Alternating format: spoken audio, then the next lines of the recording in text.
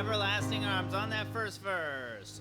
What a fellowship, what a joy divine, leaning on the everlasting arms. What a blessedness, what a peace is mine, leaning on the everlasting arms.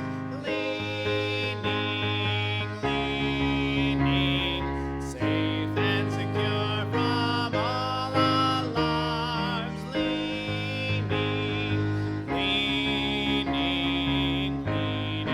on the everlasting arms. Oh, how sweet to walk in this pilgrim way, leaning on the everlasting arms. Oh, how bright the path grows from day to day, leaning on the everlasting arms. Leaning, safe and secure from all alarms. Leaning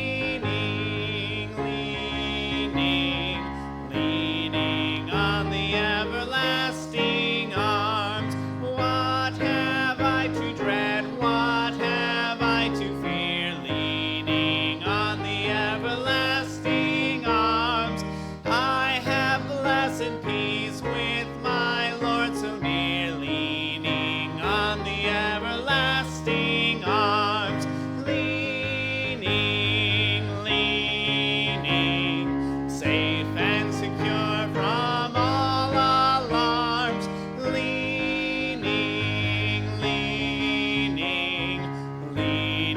on the everlasting arms. Great singing. You may be seated. Good evening. It's good to see everybody back. So, I think last week we talked about the fact that, we need to do like a little 5 minute, Katie, a little 5 minute or 10 minute music instruction Sunday nights. And so we're going to do that. First, what's going to happen on the 15th of September? Anniversary. And what are we not going to have in the evening? Service, because we're going to have it after the potluck. Good. So here's what I'm going to do.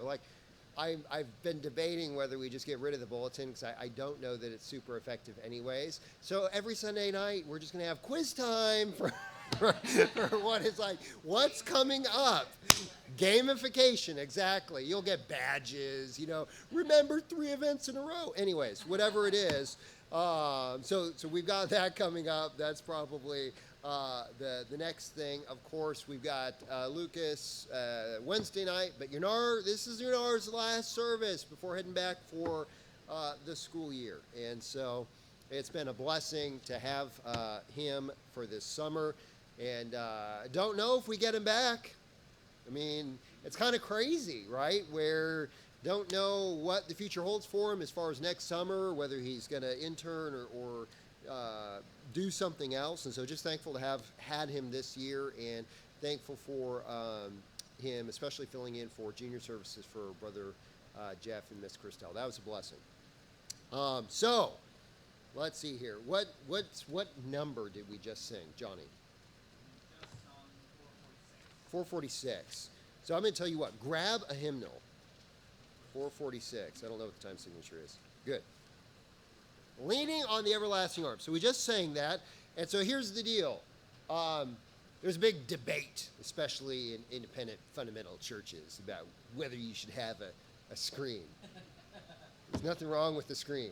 I like the screen, especially for songs that I already know.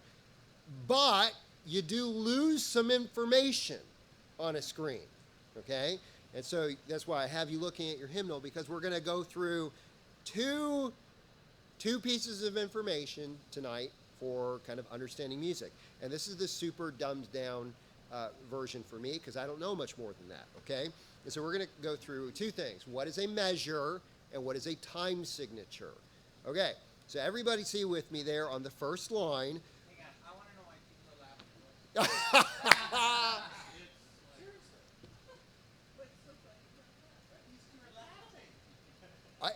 I don't know. I'm not sure. After No, so this is good, right? So this is a little bit of a family church time, so we can kind of learn. Yeah. So we want to edify and encourage others that maybe don't know as much as you. Yeah, that'd be good. All right, so 2 things, right? A measure and a time signature. So a measure. So you see those vertical lines? There are 2 vertical. Well, actually, there's 3 because there's one at the end. Vertical lines on the first line, where they're bars, right? So you have some notes, and then you have a bar. Like, this is the most dumbed down version ever. Right? And then you have some notes, and you have another bar, and then some notes, and then the end bar, right? Because that's all we get. So everybody see that with me? That is a denotation of a measure, all right? Now, so we need to know that before we talk about what is a time signature. You see the 4/4 at the beginning of the song on the top bar and on the bottom bar? That's the time signature. Actually, interestingly enough, if you look over at 445, you'll see it has 2 different numbers, 6/4. Okay, so 4/4, 6/4. Now, this is going to tell us how many beats are in a measure. So we need to understand the measure, right, first, and then we look and see how many beats are in the measure. So if it's 4/4, if I can get this right, your top number is how many beats there are. And so 4/4 means there's 4 beats. 1, 2, 3, 4. That's a measure. Now, we've already identified what a measure is, so all those notes in there, right, equate to 1, 2, 3, 4. For 445, it'd be 1, 2, 3, 4, 5, 6. Okay? Those are the number of notes in a measure. Now, the question is, what's the second number, the lower number? And that would be what note gets a beat. And so this would be a quarter note. Okay, you just have to trust me on that. It'd be like 1/4, it's a quarter. It's a quarter note. What's a quarter note? You see the first note there? This is like hard to explain, but a solid ball with a line is a quarter note. Okay, so that means, hey, which is the most kind of basic thing we're going to look at. 4/4 time signature means a quarter note, which is that first note right there gets a beat. So so we know that, because I'm not even going to go into dotted eighth notes yet, okay? So what a fellowship, okay? So when we look at 4/4, 6/4, 6/8, all of that, that's going to tell you your time signature. Now, for us, what do we really need to know?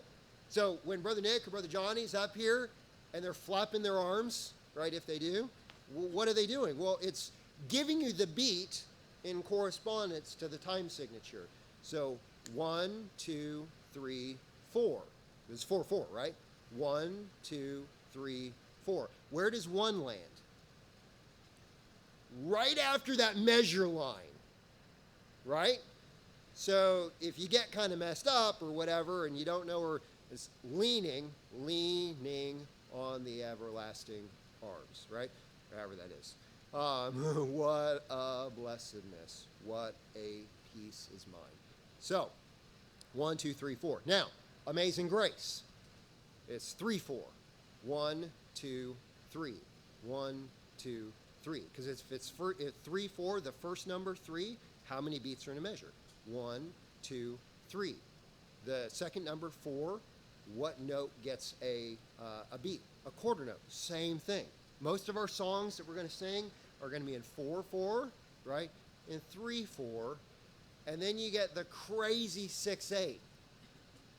And really, all you need to know about that is it works like, yes, exactly. It works like 1, 2, 1, 2. Really, it's 1, 2, 3, 4, 5, 6. 1, 2, 3, 4, 5, 6. There's a little bit of a lilt there.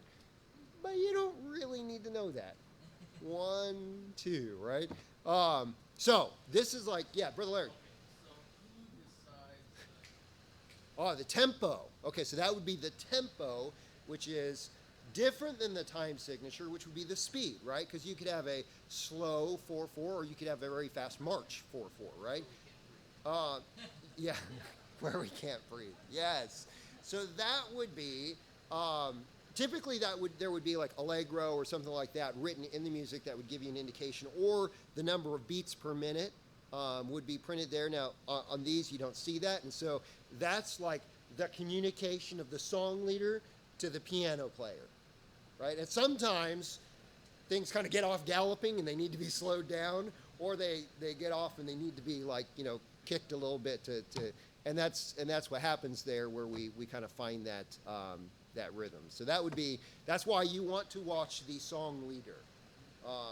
They should be setting right the stage for how fast we're going. And by the way, you can have 4/4, and as we'd see, so you say 1, 2, 3, and hold out the third beat, right?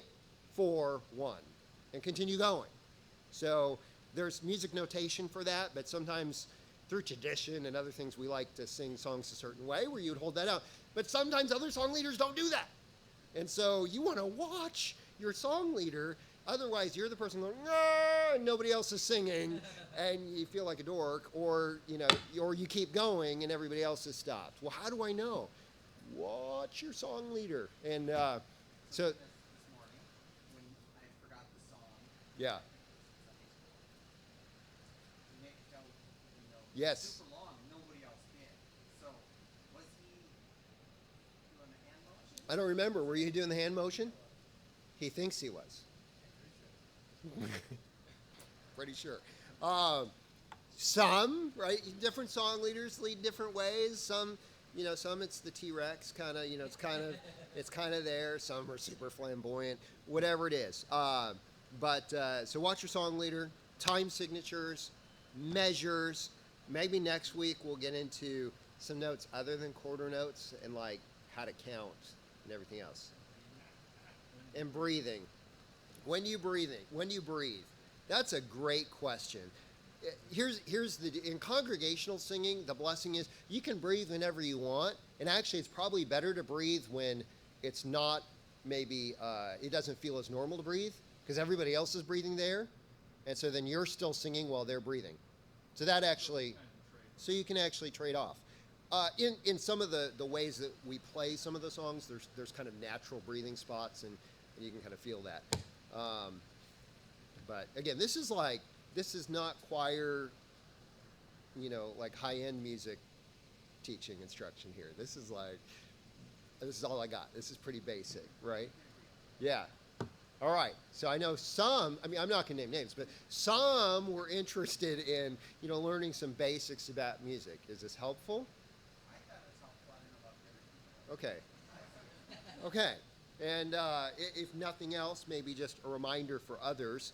And so, we're going to talk about different notes. And eventually, man, I don't know if I want to be this bold. Eventually, it'd be cool if people could count music, like by the end of this little, I don't know what to call it, but, where you can actually count 1, 2, 3, and 4, 1, 2, right, 3 and 4, whatever the rhythm is. Right, and understand that, because we want to sing to the Lord, right? And this is why we do this, and not so that we can, be better singers per se or whatever. Well, we want to be able to do our best as we sing praises to the Lord, whether that's individually or in a small group through a special, whether that's corporately, and like anything else. Right? If you're going to do something well, it usually takes a little bit of effort and a little bit of knowledge. So, all right. Why don't we sing that's the longest introduction ever, but it's good. Sing our second song. All right, song number 606, All the Way, My Savior Leads Me. This is a 3/4, and it starts on the third note. So it goes all the way. There we go. Here we go. All the way, my Savior leads me. What have I to ask beside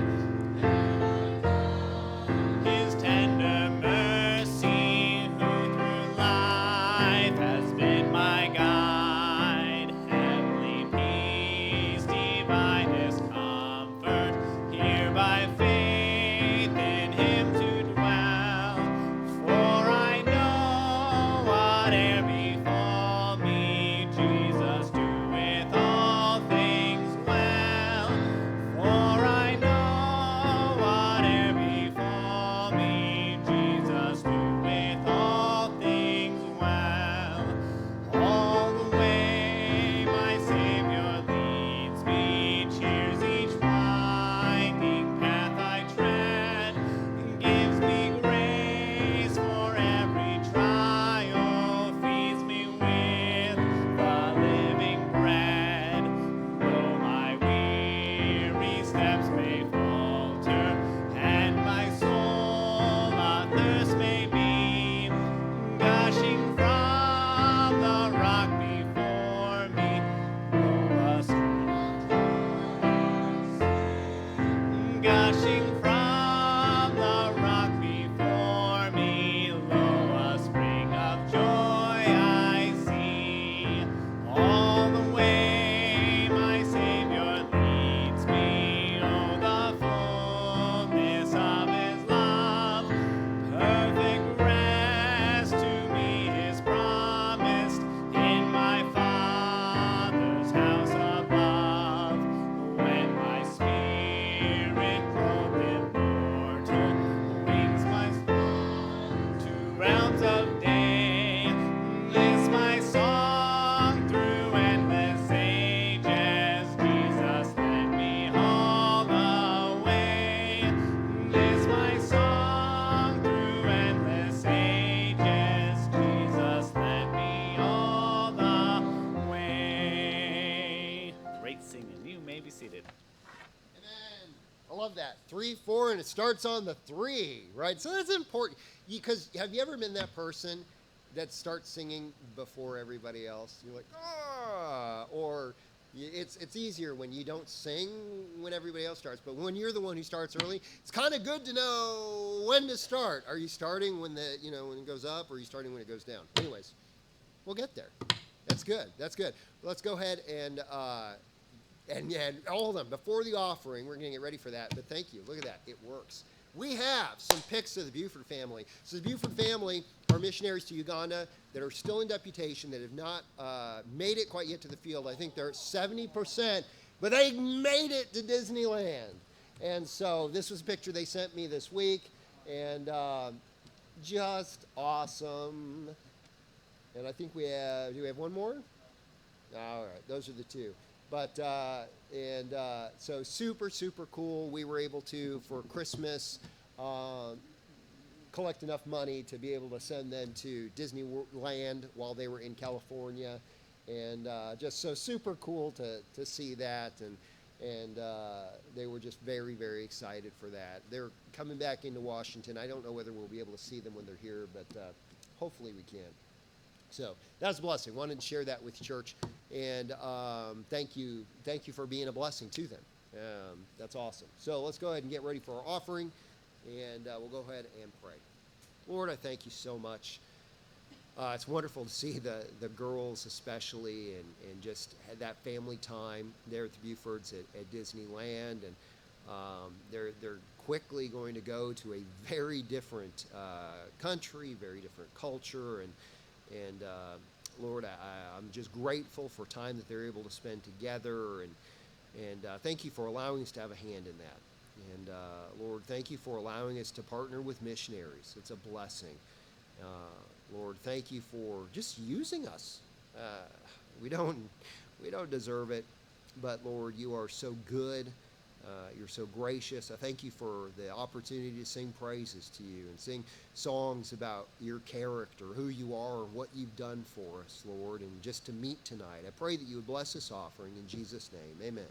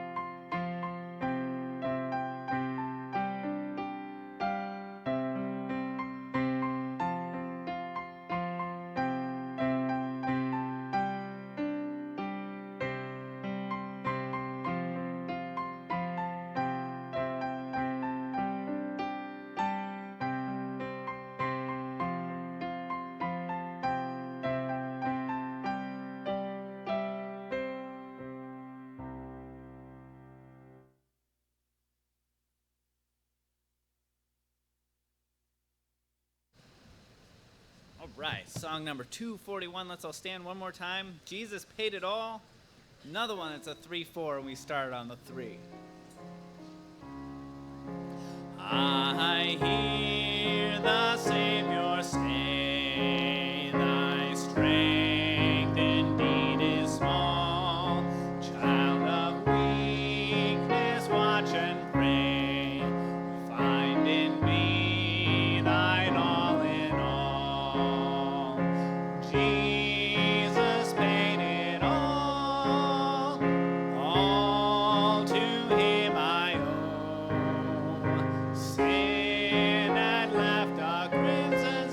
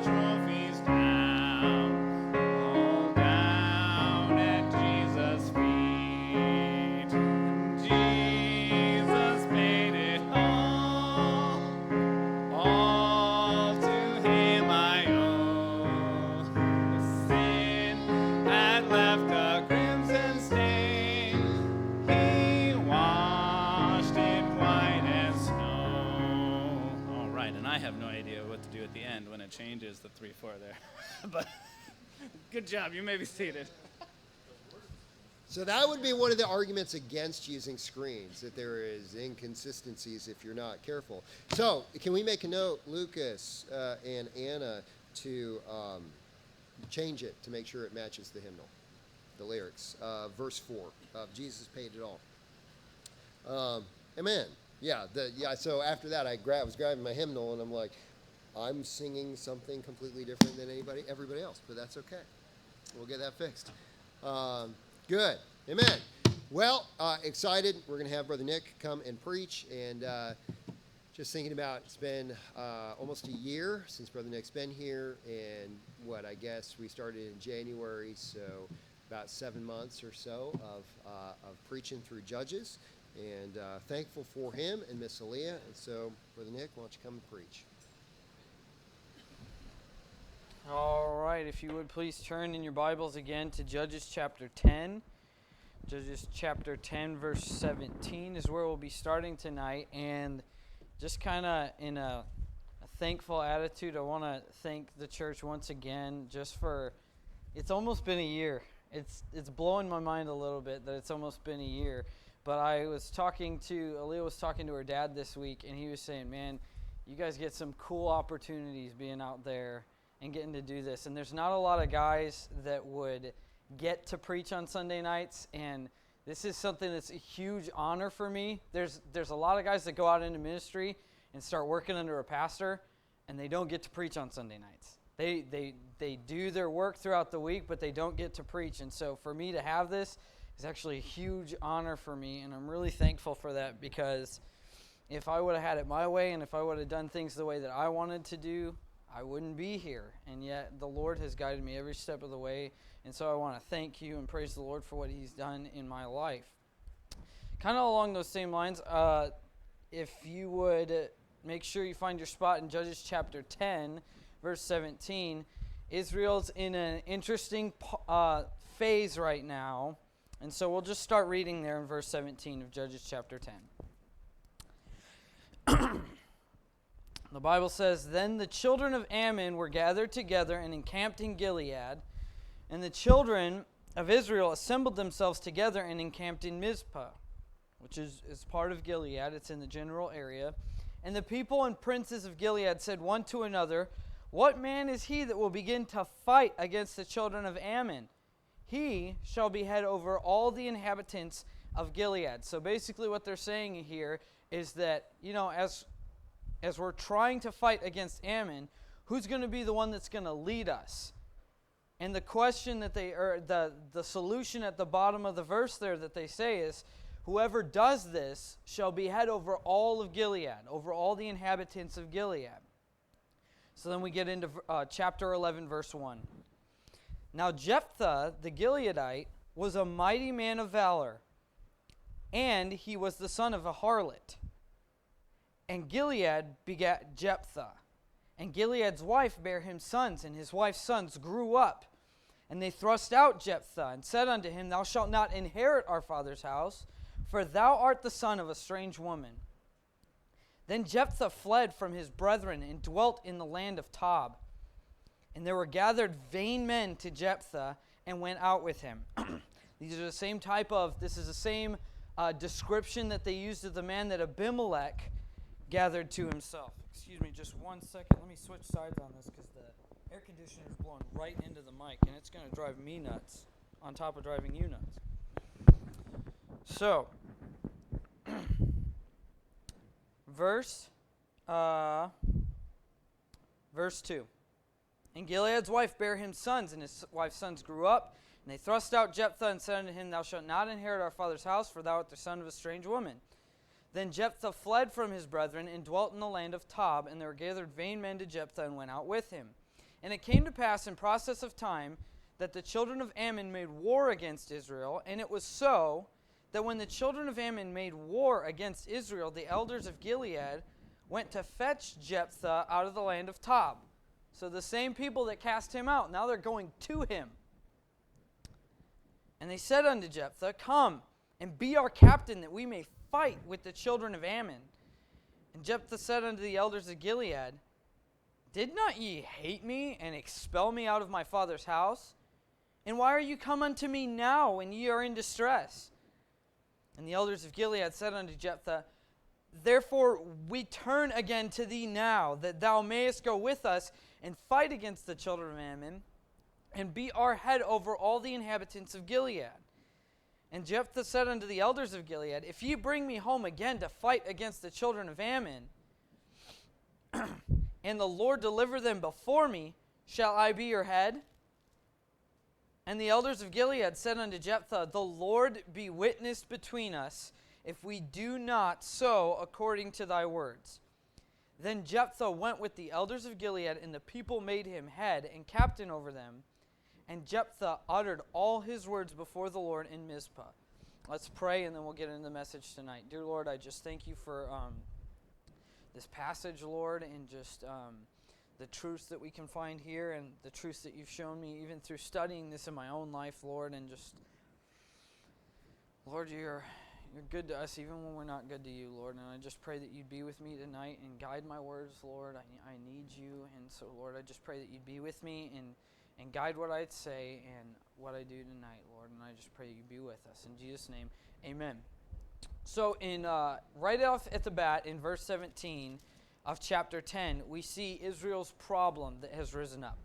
Ammon, as you know, was one of the two nations born when Lot's daughters seduced their father. And so out of this relationship, and because they were born under such wicked and horrible circumstances, they absolutely hated God and anyone who followed him. They hated the Israelites because of that. So all throughout the Old Testament and all throughout Judges, you see Moab and Ammon. Those are the two descendants of Lot that came from his daughters, and those are the ones that are coming after Israel right now, is Ammon.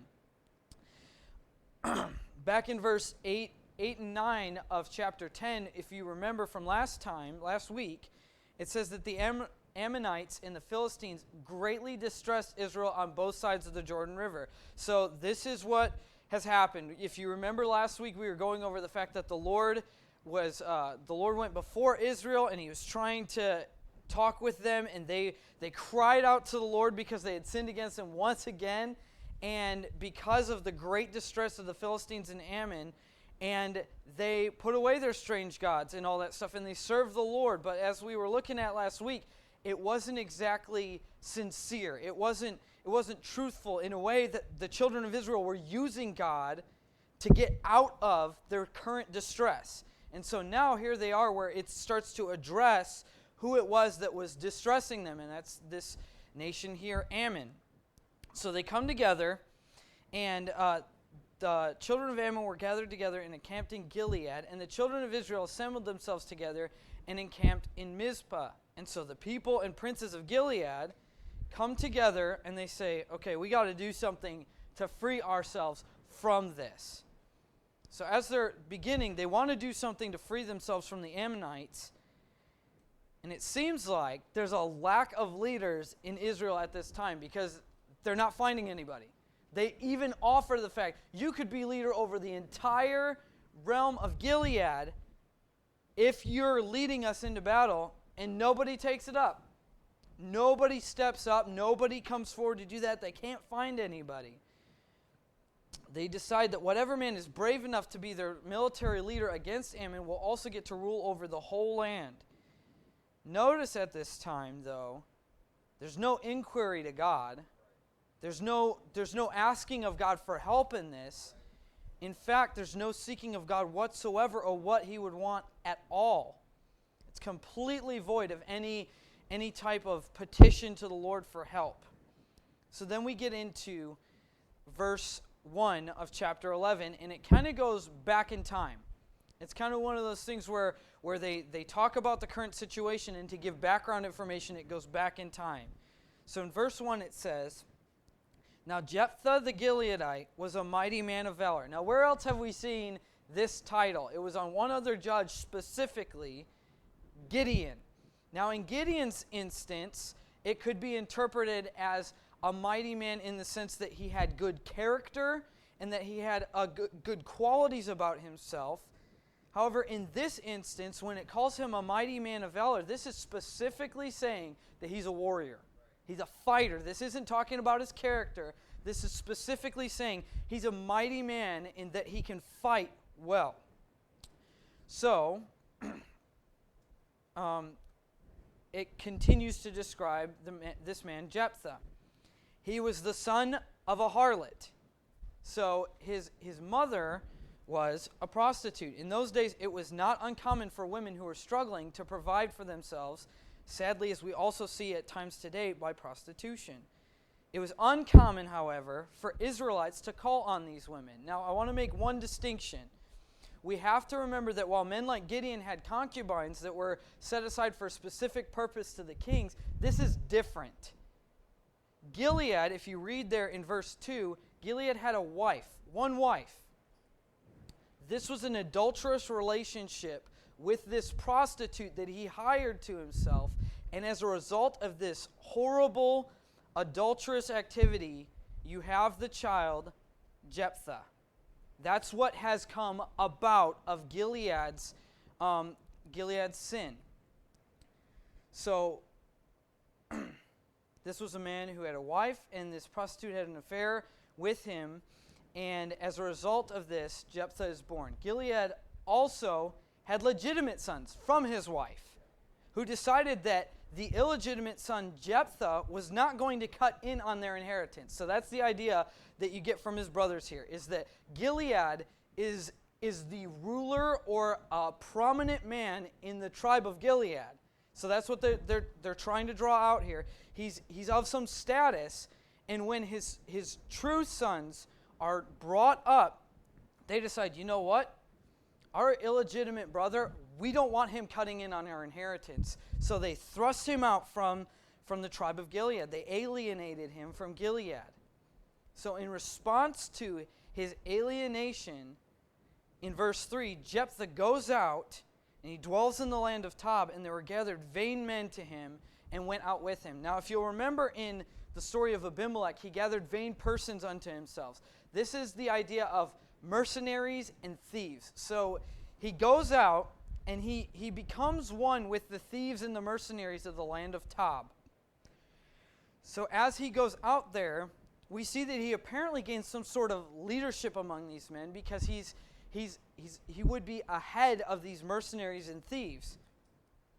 So now, as this is the background of the man Jephthah, in verse 4, it transitions and says, and it came to pass in the process of time that the children of Ammon made war of Israel. So now it's saying, meanwhile, back in the present time, Ammon made war against Israel. And it was so that when the children of Ammon made war against Israel, the elders of Gilead went to fetch Jephthah out of the land of Tob. So it's believed, commentators believe, that Jephthah was a well-known mercenary at this time in the land of Tob, and that would be why they knew that he was a good man for a fight, that he was a good warrior.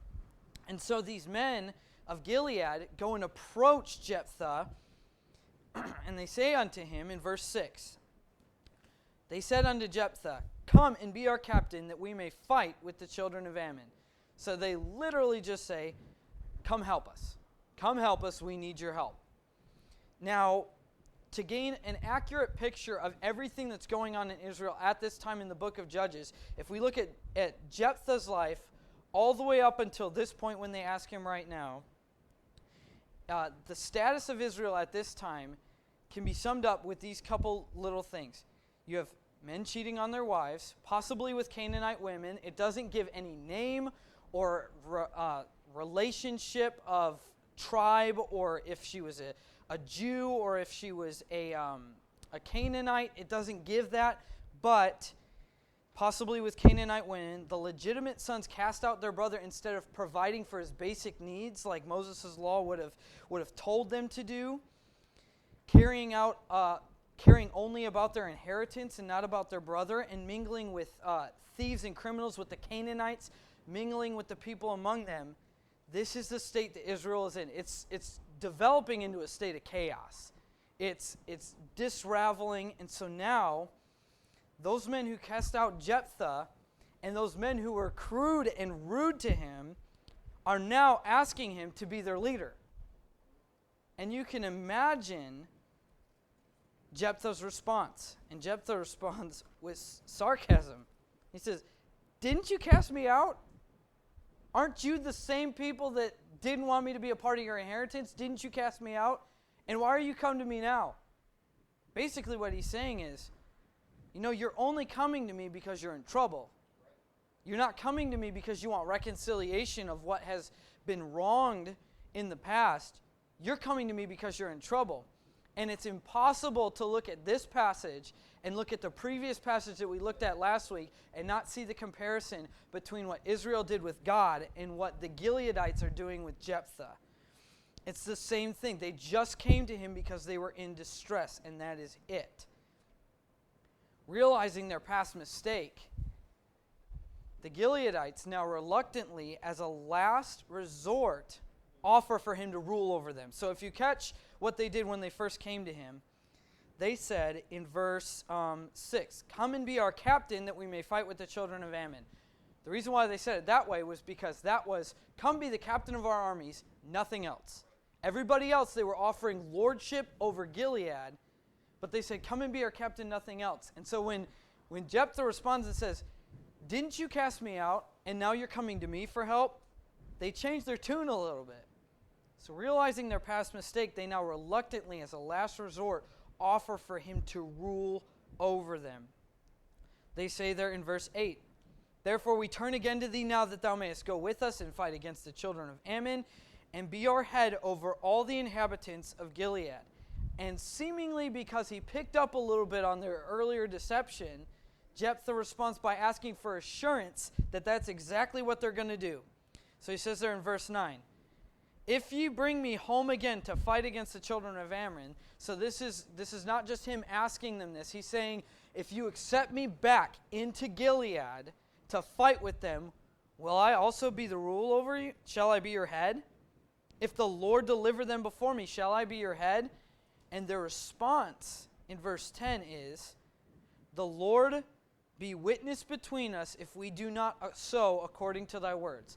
So in our passage tonight, the only mention of God at all is kind of like a vain covenant.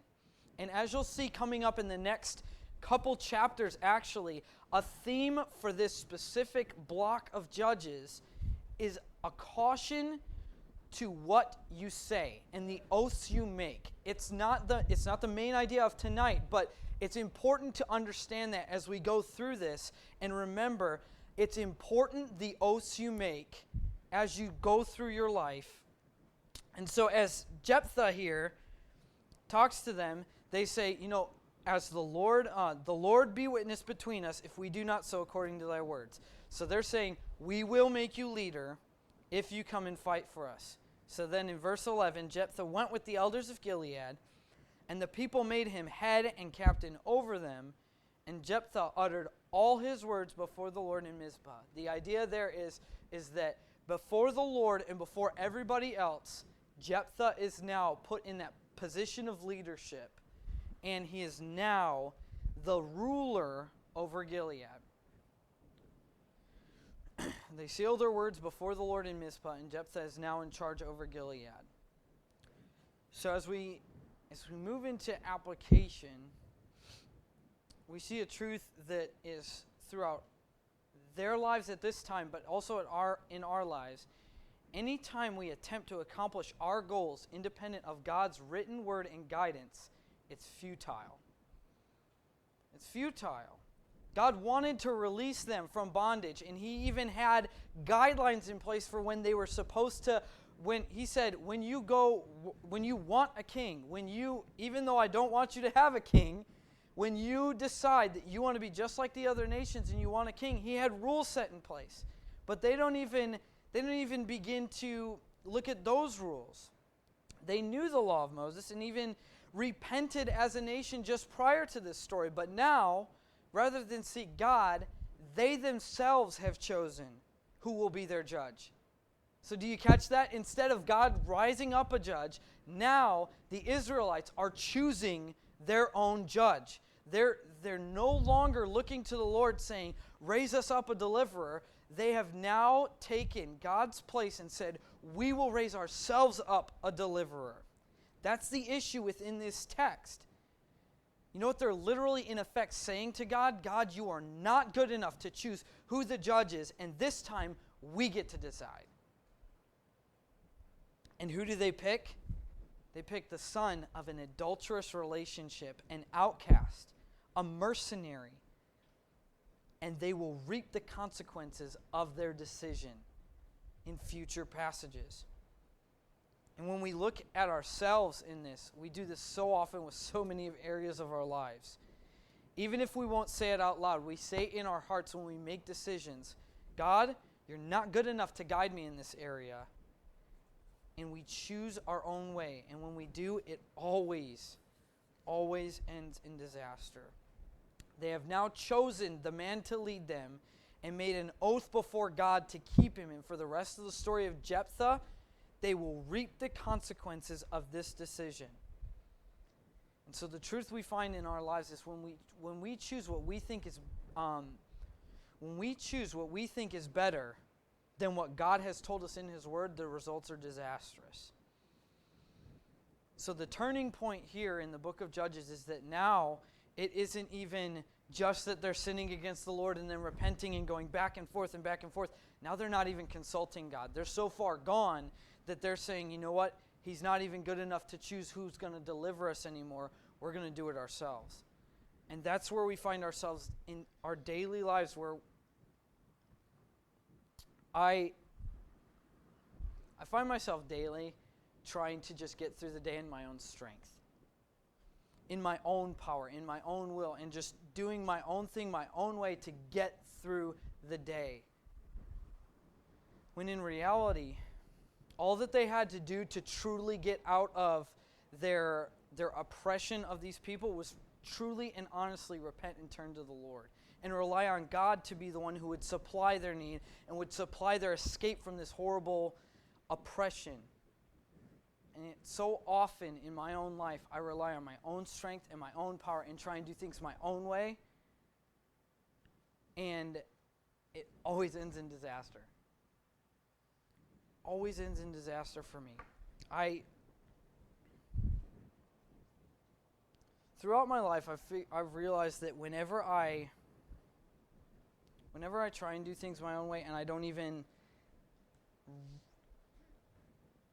remotely think about, okay, what would God have me do in this situation? When I don't do my life according to his word, I find myself saying, how did I get here? How did I get here? And as we look through the rest of the story of Jephthah, it gets to the point to where it's like, whoa, how did we get here? And that's the result of deciding that what I want and what I think is best is far superior to whatever God would tell me in his word.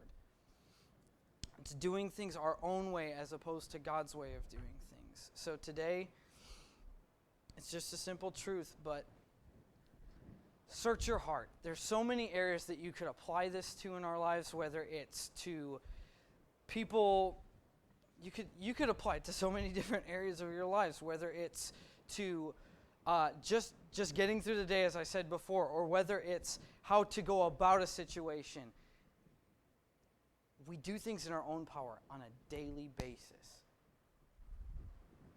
So search your heart and think, Lord, how am I not relying on you, and how should I rely on you more for the daily needs, and how should I rely on you more to supply my need every day? We cannot make it through this life in our own strength and expect to succeed in our Christian life. We can't. So today, as we go into invitation with heads bowed and eyes closed, how are you not relying on the Lord? And how are you relying on your own power and your own strength and making your own decisions independent of God's word or in contradiction to what God has said in his word? Dear Lord, as we pray tonight, I just want to pray, Lord, that you'd be with us. And Lord, I've strayed so many times from the path that you've had for me. And I've chosen my own way over yours, Lord, and it's always ended in disaster. And so, Lord, I just pray tonight that as we look look to your word, Lord, that we'd rely on you for our strength and not our own, and rely on your ways rather than ours, Lord. I just pray that you be with us tonight. In Jesus' name, amen. I give you a moment to respond.